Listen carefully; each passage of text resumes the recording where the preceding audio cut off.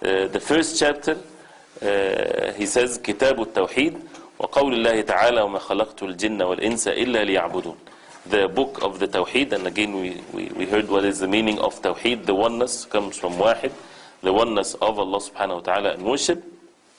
And Allah subhanahu wa ta'ala, He said, وَمَا خَلَقْتُ الْجِنَّ وَالْإِنسَ إِلَّا لِيَعْبُدُونَ, which means, and I, Allah, created not the jinns and men except they should worship me alone. This is the first verse being mentioned.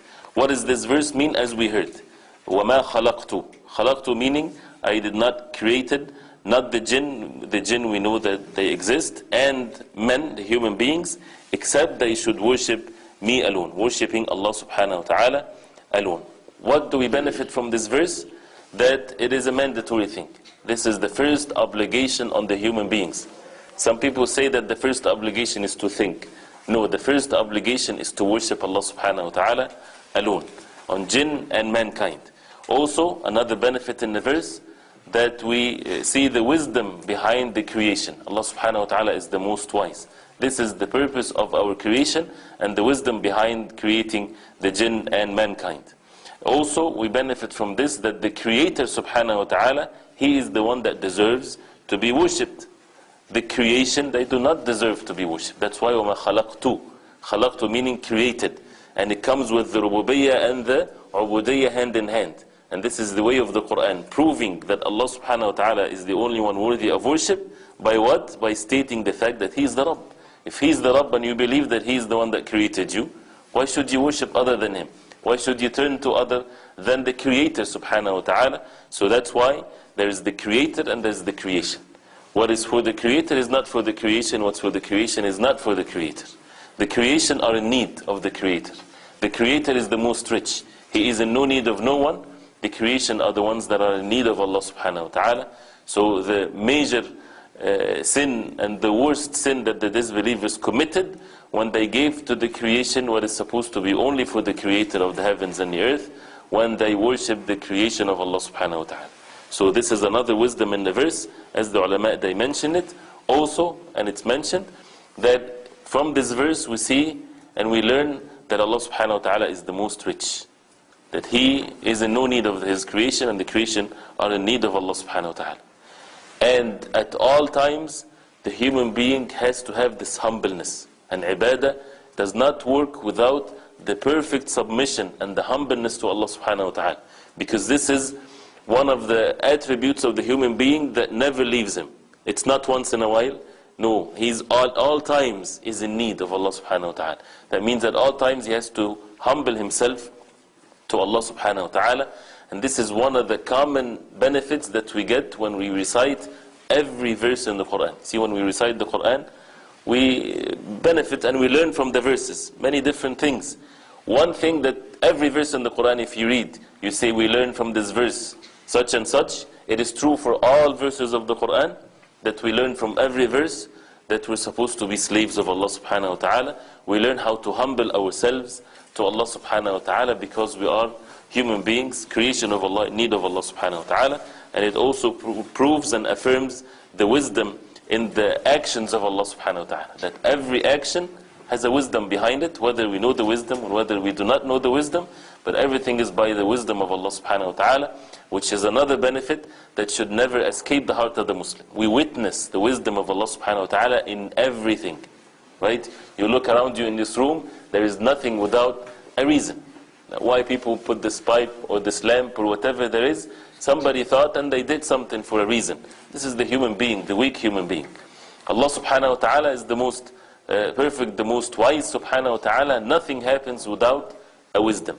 It's cold, it's hot, calamities, good things that happens to the person, anything that exists and happens, it has a purpose, and the purpose of it is for people to establish the purpose of their life. Is the ibadah of Allah subhanahu wa ta'ala alone. So anything that happens in our life, we have to relate it to the purpose of our life.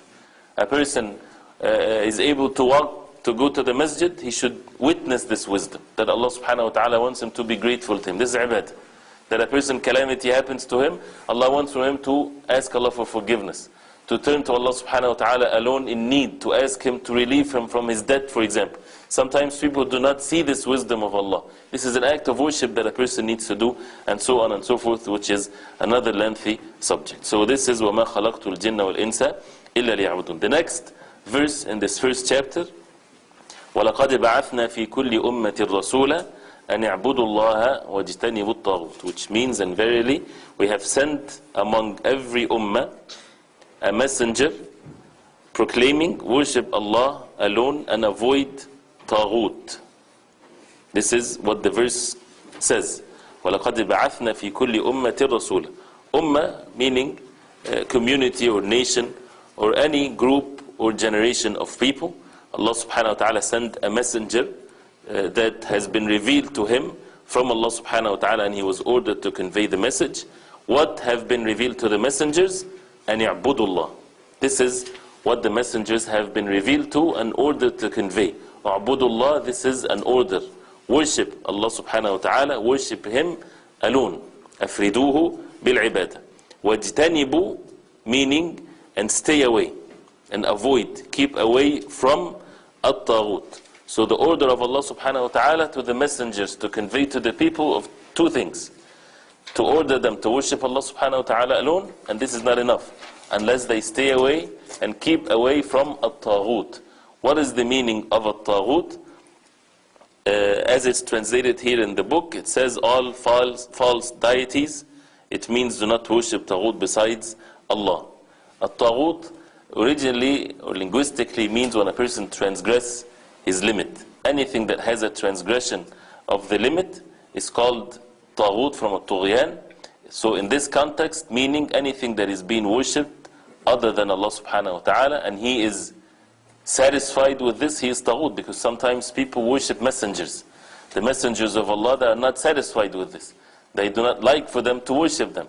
So he is not called, the messenger is not to be called taghut in that sense, but the taghut is the thing that is being worshipped besides Allah subhanahu wa ta'ala, and they are satisfied and pleased when people would worship them other than Allah subhanahu wa ta'ala. So in this verse, Allah subhanahu wa ta'ala explaining the job of the messengers, which is the meaning of La ilaha illallah, two parts, negation and affirmation, as we all know, negating everything that is being worshipped besides Allah subhanahu wa ta'ala, and affirming that the worship is to be to Allah subhanahu wa ta'ala alone. So what do we benefit from this verse? What we said, and it shows the wisdom behind the messengers. This is the job of the messengers. And as we know that the ulama warathatul anbiya, the ulama, the scholars, are the inheritors of the messengers. If you call to the deen of Allah, you are taking the job of the messengers. So what is your da'wah, what is your work, is in this.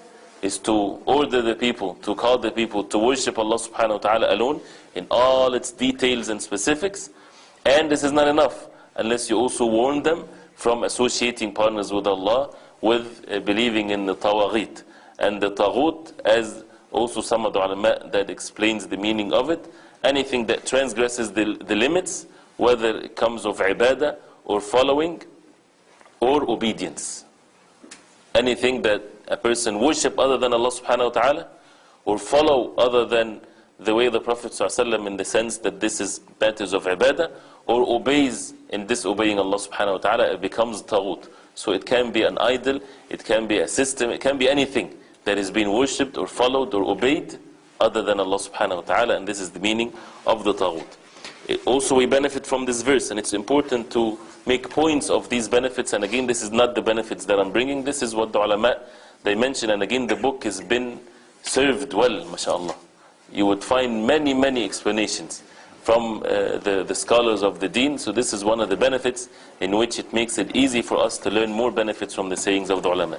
That the religion of the anbiya is only one religion, and that is the religion of Islam, and which is to worship Allah subhanahu wa ta'ala alone and to stay away from shirk. What is the definition of Islam? Islam is al-istislamu lillah, bit-tawhid, that you submit yourself, you surrender yourself to Allah subhanahu wa ta'ala with tawhid, bit-ta'a, and that you submit yourself to Allah subhanahu wa ta'ala with matters of obedience. وَالْخُلُوص وَالْبَرَاءَ مِنَ الشِّرْكِ وَالْبِدَعِ وَأَهْلِهِمَا, that you relieve yourself, you distance yourself and you stay away from shirk, associating partners with Allah, from innovations of the religion, and from the people of shirk and the people of innovations of the religion. This is the meaning of La ilaha illallah Muhammadur Rasulullah, which is the meaning of Al-Islam. So Islam is not just one point of this, it's the whole thing. Submitting ourselves, surrendering to Allah subhanahu wa ta'ala with the Tawhid, submitting ourselves to Allah subhanahu wa ta'ala with obedience, and that we stay away and we distance ourselves, and we protect ourselves from shirk and bid'ah innovations in the religion, and the people of shirk and the people of innovation. Also another benefit that the message that Allah subhanahu wa ta'ala sent from the messengers is have been done to all of the nations. Have been done to all of the nations. Some nations they changed, and some nations they stood fast on the message from Allah subhanahu wa ta'ala. Also it shows the importance of the Tawheed, and it's mandatory for every nation. And it shows the meaning of La ilaha illallah. This is the explanation of La ilaha illallah. Because in other verses Allah subhanahu wa ta'ala said that the messengers, Nuh alayhi salam, sent to his people to call them to La ilaha illallah. And Hud, and so on. They called their people to what? To La ilaha illallah. Quran explains the Quran. So La ilaha illallah is explained in this verse and other verses. But in this verse it explained it, that the meaning of La ilaha illallah, an i'budullaha wajtanibu at-taghut, worship Allah and disbelief and distance yourself from at-taghut, which is La ilaha illallah.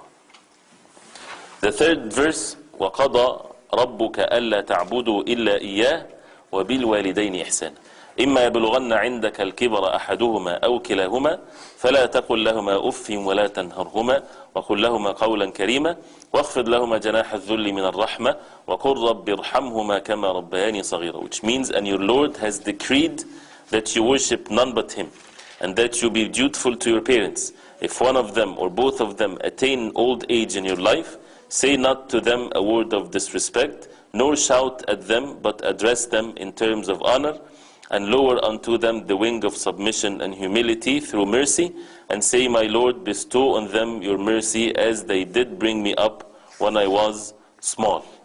So this verse, as we heard the meaning of it, Allah subhanahu wa ta'ala is ordering the believers, and this qada here is the religious qada, meaning that some people would obey and some people would disobey, different than the qada of Allah subhanahu wa ta'ala. They call it al-kawni, or universal, in which people don't have a choice. Calamity afflicts a person, something good happens to him, your heart is pumping, your life is going on. This is no thing into the human being. This is whether they choose or not, it's happening. But when it comes to the religious qada of Allah subhanahu wa ta'ala, like this one, وَقَضَى رَبُّكَ أَلَّا تَعْبُدُوا إِلَّا إِيَّاهُ. But some people worship other than Allah. Some people are disobedient to their parents, and so on. And to be kind to the parents, and then definitely this is, again, this is our religion. The worship of Allah subhanahu wa ta'ala, and the most important right after the worship of Allah subhanahu wa ta'ala is to be kind to the parents. Even if they are disbelievers, as it's mentioned in the Quran, you're still supposed to be kind to them. Although you do not obey them in matters of sins, you do not obey them if they call you to commit shirk, but you still have to be kind to them. And to make dua to Allah subhanahu wa ta'ala if they are disbelievers, for their guidance, and if they are believers, for their mercy, and so on.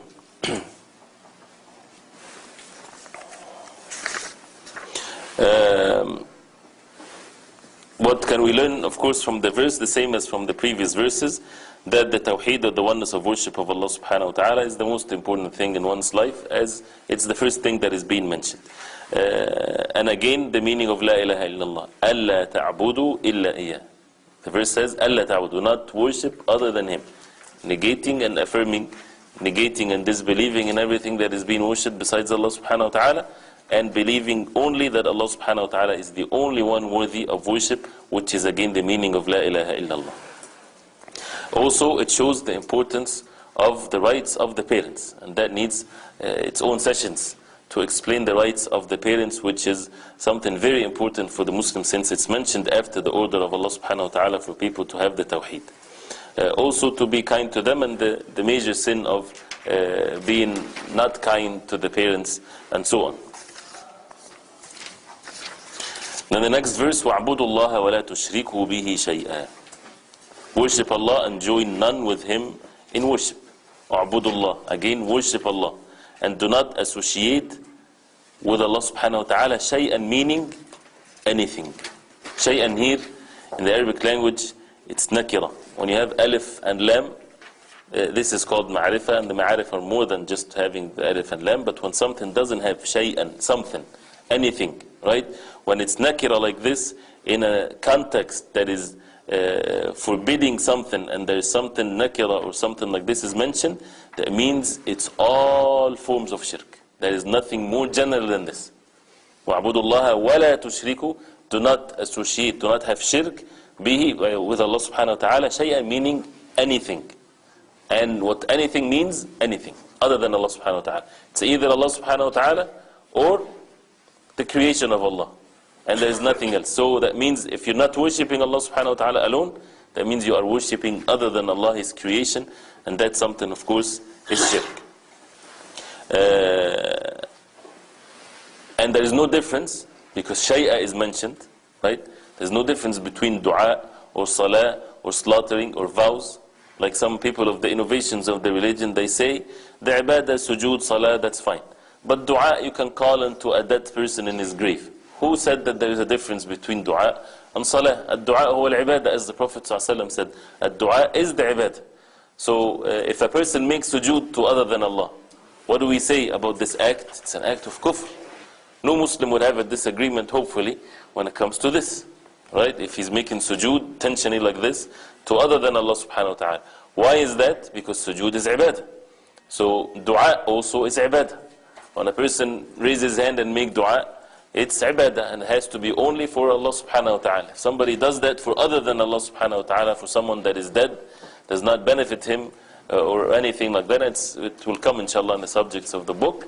That means it's also a matter of shirk. If people slaughter for the jinn, slaughter for saints, whatever there is, slaughtering is ibadah. قُلْ إِنَّ صَلَاتِي وَنُسُكِي, slaughtering, وَمَحْيَايَ, my life and my death, is all for the sake of Allah subhanahu wa ta'ala alone. So again, the benefit that is the common benefit in this chapter is the importance and the mandatory thing of worshipping Allah subhanahu wa ta'ala alone, forbidding shirk. That also we benefit from that to be away from shirk is a condition for the ibadah to be valid and to be accepted by Allah subhanahu wa ta'ala, because Allah subhanahu wa ta'ala made the ibadah with that condition. وَعْبُدُوا اللَّهَ وَلَا تُشْرِكُوا بِهِ شَيْئًا. For the ibadah to be accepted by Allah subhanahu wa ta'ala, has to be sincerely for the sake of Allah. If a person makes a ibadah to Allah subhanahu wa ta'ala and to other than Allah, it's not accepted by Allah subhanahu wa ta'ala. A condition for the ibadah to be accepted is for it to be sincerely for the sake of Allah alone, and for the ibadah to be according to the way of the Prophet alayhi salatu wassalam. Once one of these two conditions are not met, the ibadah is not accepted by Allah subhanahu wa ta'ala. Also we learn that shirk is haram. Whether it's small or major or whatever there is, everything of matters of shirk is forbidden. And also that no one is to associate partners with Allah subhanahu wa ta'ala, because shay'a means anyone. Whether it's the most virtuous man walked on the face of earth, which is the Prophet sallallahu alaihi wasallam, or an angel, or a pious man, or whatever that is, because shay'a here means anything, everything that exists. A person should only worship Allah subhanahu wa ta'ala alone. Then the next verse, قُلْ تَعَالَوْا أَتْلُ مَا حَرَّمَ رَبُّكُمْ عَلَيْكُمْ أَلَّا تُشْرِكُوا بِهِ شَيْئًا وَبِالْوَالِدَيْنِ إِحْسَانًا وَلَا تَقْتُلُوا أَوْلَادَكُمْ مِنْ إِمْلَاقٍ نَحْنُ نَرْزُقُكُمْ وَإِيَّاهُمْ وَلَا تَقْرَبُوا الْفَوَاحِشَ مَا ظَهَرَ مِنْهَا وَمَا بَطَنَ. The verse. And it's important to go through one and each point in this verse and study it and to ponder over it. Why? Because Allah subhanahu wa ta'ala says, قُلْ تَعَالَوْا أَتْلُ مَا حَرَّمَ رَبُّكُمْ عَلَيْكُمْ, which means, say, O Muhammad sallallahu alayhi wa sallam, come, halum, meaning ta'alaw, come, I will recite what your Lord has prohibited you from. Such an important thing for the Muslim to pay attention to, and to give the time and the effort to know that what Allah subhanahu wa ta'ala forbidding His slaves from doing, something is not to be belittled, something that we're created to be slaves of Allah subhanahu wa ta'ala. What is these things? أَلَّا تُشْرِكُوا بِهِ شَيْئًا. Mention the worst sin that can ever be committed, and that is join not anything in worship with Him. And it goes into mentioning the most important or the most sin or the worst sin that can ever be committed. there's a benefit in here, that we have to see that. It has to have this effect in our hearts. What is the worst sin? Is shirk. Not anything else. And there are many sins. The worst sin is shirk, because it opposes the purpose of our existence. Anything else is lesser than shirk, definitely. And the different thing also, what comes next, وَبِالْوَالِدَيْنِ إِحْسَانًا, to be kind to the parents and to not kill your children out of poverty. Allah subhanahu wa ta'ala provide for them and for you, and do not come closer to al-fawahish. Not just to do the fawahish and the sins, not even come closer to it. And the fawahish usually means the things that if a person have a sound fitra, a sound nature, he would abhor such sins. And it's mainly the things that has to do sins between men and women. Zina, fornication, and so on. These are the fawahish mainly when it's mentioned like that, because people with sound nature, they would abhor that so much unless it's in the halal way. So this is all part of the rights of the Tawhid, so that we do not think that Tawhid is just to believe in the meaning of La ilaha illallah, and then when it comes to the forbidden things, it's okay for us to indulge in it. No. As it will come in some of the chapters in the book also, inshallah ta'ala. But because of the time and to make sure that just we're briefly talking about what is with regarding to the chapter, there are many benefits, of course, in the verse. And do not kill what Allah subhanahu wa ta'ala has forbid you from killing. ذَلِكُمْ وَصَّاكُمْ بِهِ لَعَلَّكُمْ تَعْقِلُونَ. This is what Allah subhanahu wa ta'ala advises you, orders you, so that you have taqwa. This is a great ni'mah for a person to get to know that. It's the words of Allah subhanahu wa ta'ala. No intermediaries between the person and what Allah subhanahu wa ta'ala forbidden. What is a more beautiful thing than a Muslim to get to know that?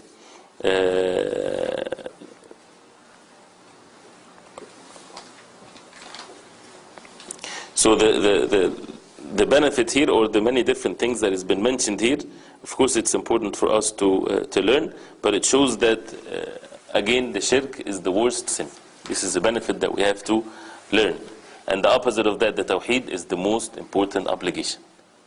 And the second thing also, it shows the importance of being kind to the parents, that it's a sin to kill, major sin to kill, and to eat the wealth of the orphans, وَلَا تَقْرَبُوا مَالَ الْيَتِيمِ, and to be just in one's words, وَإِذَا قُلْتُمْ فَعْدِلُوا.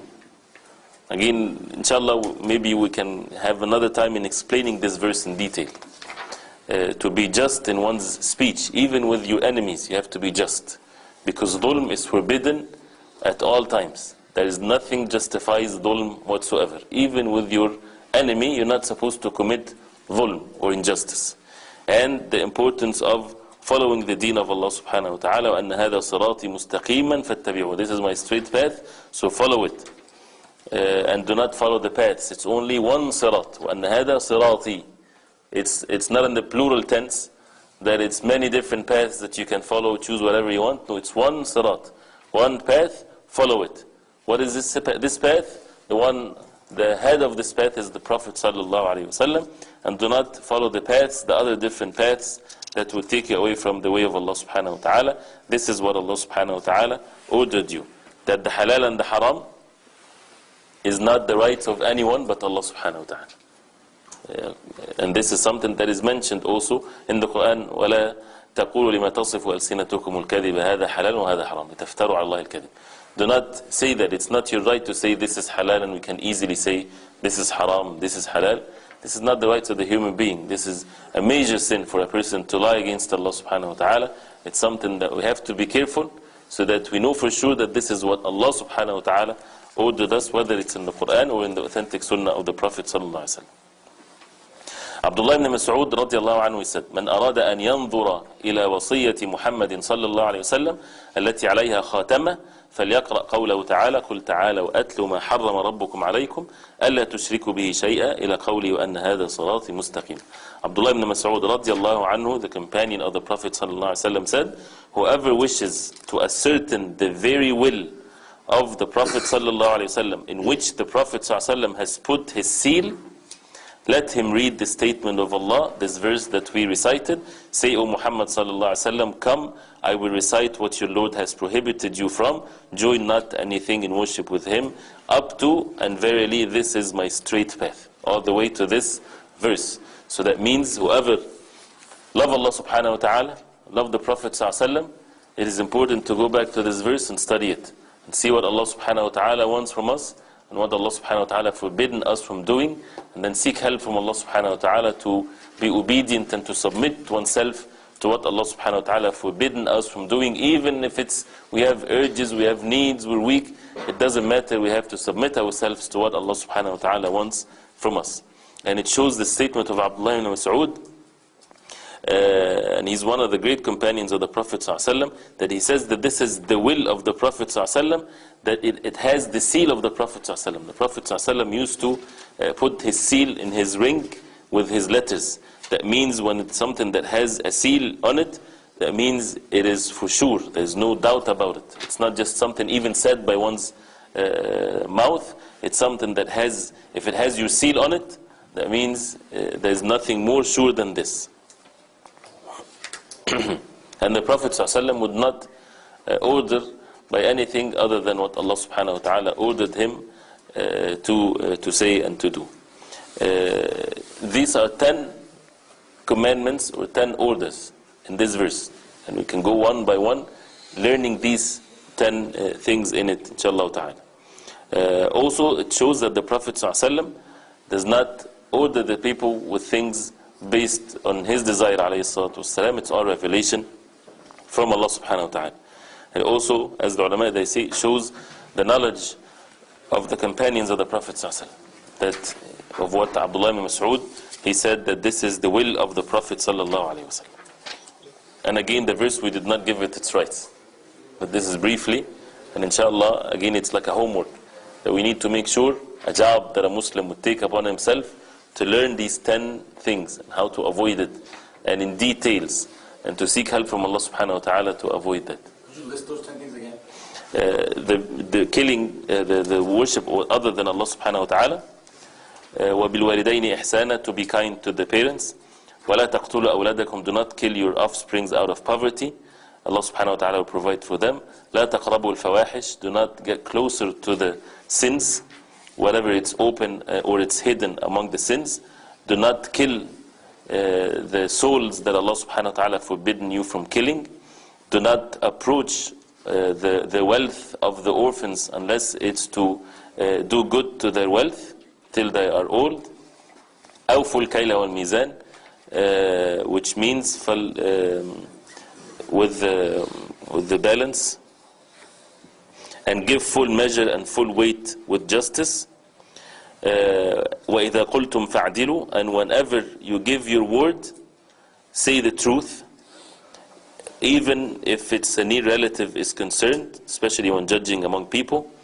وَبِعَهْدِ اللَّهِ أَوْفُوا, and fulfill the covenant of Allah.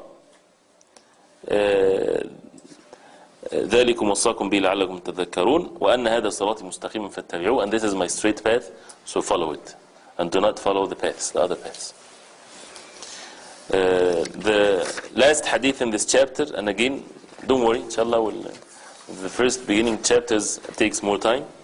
The hadith of Mu'adh ibn Jabal radiallahu anhu, he said, كنت رديف النبي صلى الله عليه وسلم على حمار فقال لي يا معاذ أتدري ما حق الله على العباد وما حق العباد على الله؟ قلت الله ورسوله أعلم. قال حق الله على العباد أن يعبدوه ولا يشركوا به شيئا وحق العباد على الله ألا يعذب من لا يشرك به شيئا. قلت يا رسول الله أفلا أبشر الناس؟ قال لا تبشرهم فيتكلوا. Mu'adh radiallahu anhu is saying, I was riding behind the Prophet sallallahu alaihi wasallam on a donkey, and he said to me, O Mu'adh, do you know what is the right of Allah on his slaves and what is the right of the slaves upon Allah? I responded, Allah and his messenger know best. He continued, the right of Allah upon his slaves is to worship him alone and never to associate anything with him. The right of slaves upon him is not to punish any person who does not associate anything with him. I said, O Allah's messenger, may I not give the glad tidings to the people? He replied, no, do not inform them, lest they rely on this promise and lapse in their service to him. The above hadith is mentioned in the two Sahih books, Al-Bukhari and Muslim. Mu'adh radiallahu anhu, again one of the ulama, one of the scholars of the companions of the Prophet sallallahu alaihi wasallam, and he goes ahead of all the scholars in the Ummah of the Prophet ﷺ. He was behind the Prophet ﷺ on a donkey. So even the ulama, when they, even in this book, mentioned that this is a benefit to learn from the hadith, that it's okay to ride behind someone on a horse or on a donkey, as Mu'adh radiallahu anhu did with the Prophet ﷺ.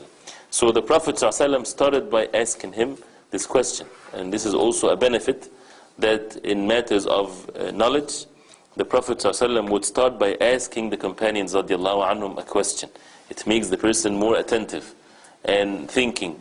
And in questions, as the ulama, they say, it's okay to say without knowledge if it's a session of learning, so that you learn. So for example, if we ask such and such, is it halal or haram? You're not going to say haram and saying things, lies against Allah subhanahu wa ta'ala.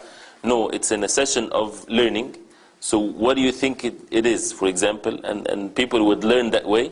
There is nothing wrong if it's a session of learning, not something else, not in a different context.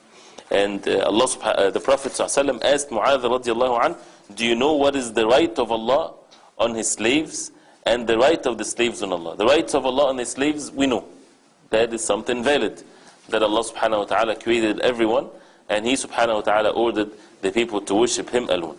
But haqqul ibadi ala Allah, the rights of the slaves on Allah subhanahu wa ta'ala, this is something that Allah subhanahu wa ta'ala made, and this is by the mercy of Allah subhanahu wa ta'ala, and not something that has been forced on Allah subhanahu wa ta'ala. Wal-'iyadhu billah. This is something that Allah subhanahu wa ta'ala ordained out of His mercy to the human beings. So the Prophet ﷺ explained to him, as we heard, the meaning of La ilaha illallah, that the rights of Allah subhanahu wa ta'ala unto the slaves is that they worship Him. Again, the Prophet ﷺ, see, we have to pay attention. Each word in the sayings of the Prophet ﷺ is meant for it to be in that place. He did not say that you worship Him and that's it. He said, أَنْ يَعْبُدُوهُ وَلَا يُشْرِكُ بِهِ شَيْءٍ, that they worship Him and they do not associate partners with Him. It's not a matter of making the matter more clearer. No, this is one thing, this is another thing. Worshipping Him and to stay away, this is another action, to stay away from associating anything with Allah subhanahu wa ta'ala.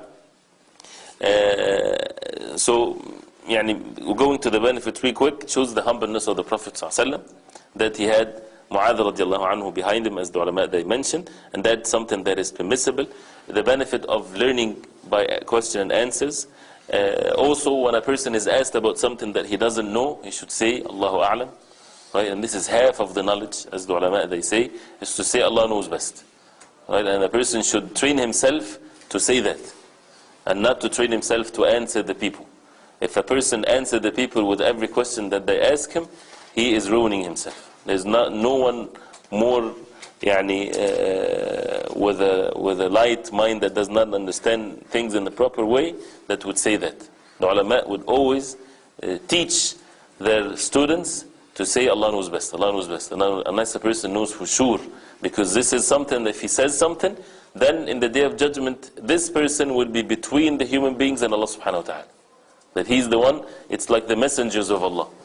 So a person has to be very careful not to say, I heard, I think, I believe. All of these things we should avoid. A person has to make sure that he knows for sure before he would answer people in matters of the religion. And it's another subject. Imam Malik rahimahullah, when a man came to him with 40 questions, it was said 36 that he said Allah knows best. And he is the alim of this time.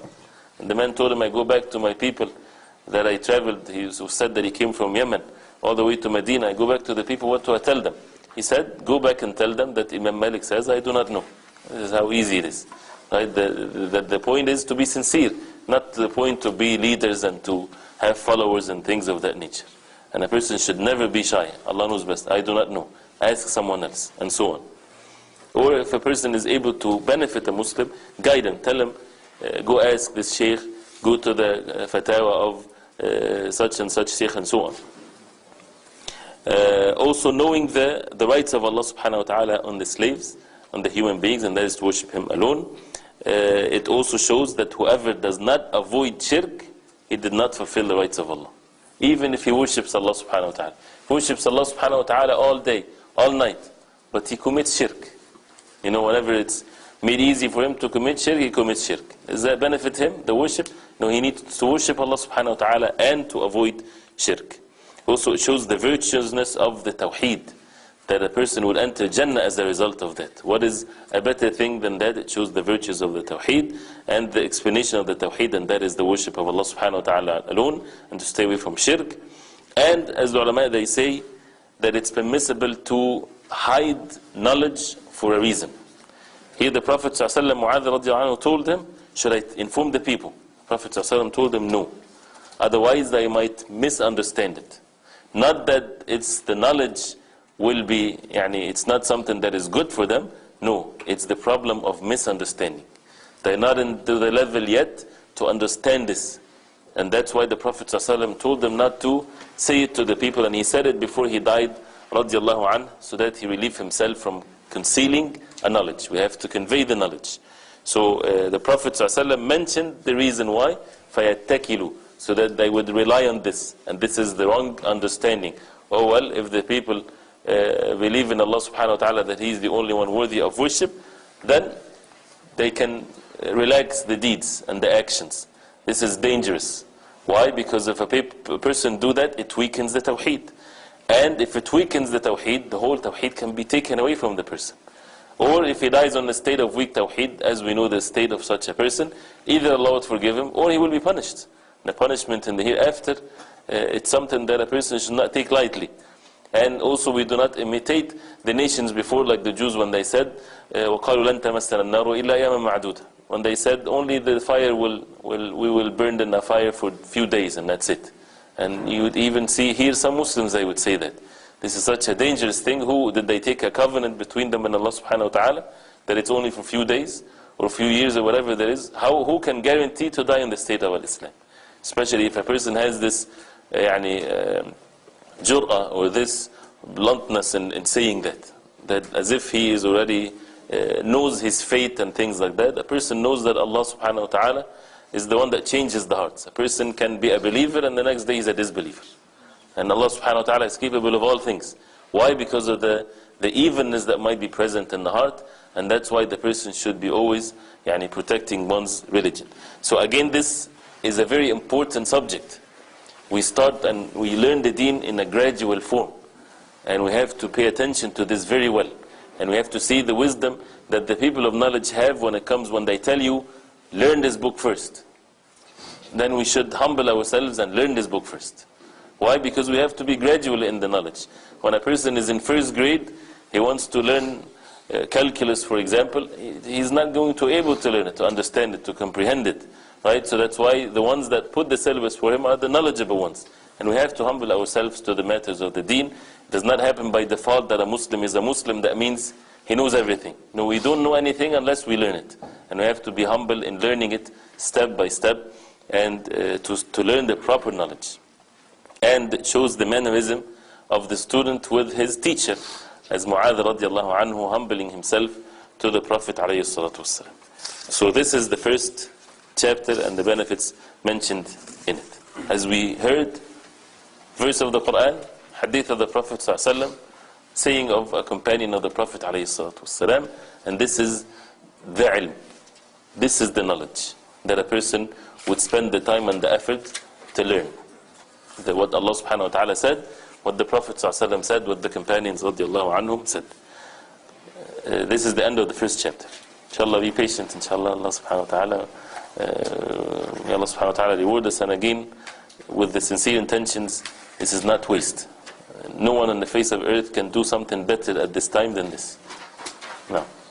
When you said the hadith of Mu'adh ibn Jabal that Rasulullah sallallahu alaihi wasallam asked him not to inform over this hadith, some of them have this question that, and why did he inform about this hadith? How come he came to know about this hadith? Because what it means at that time, at that stage, to the people that the Prophet ﷺ understood of what Mu'adh would relay the message to them.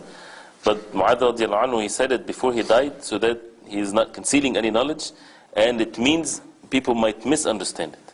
So if it's said and it's explained, then people would understand it good, then definitely this is the knowledge that needs to be conveyed. And because the Prophet ﷺ mentioned the condition or the reason why, فَيَتَّكِلُوا, that they would rely on their deeds and not act accordingly. But if they don't, that mashallah, that's why you can even conceal that to someone that might misunderstand it. You're in a hurry and you would say this hadith and you would say, oh mashallah, that means I'm okay then, if I relax the orders of Allah. Then you don't tell him this till he understands the meaning of it.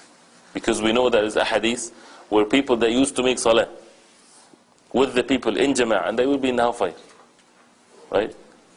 Because of their sins. Some of the believers dies on the state of Islam, will be among the people of the hellfire. Yes, they will be punished. Eventually they will enter Jannah, but they will be punished in the hellfire. This is a fact. And some people dies on the state of sin, they will be forgiven and enter Jannah, right?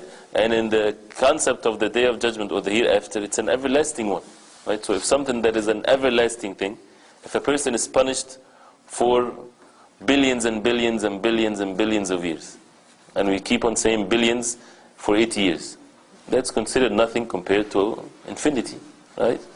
So can a person sustain the fire for a minute? Can he sustain the fire for his lifetime, 70 years?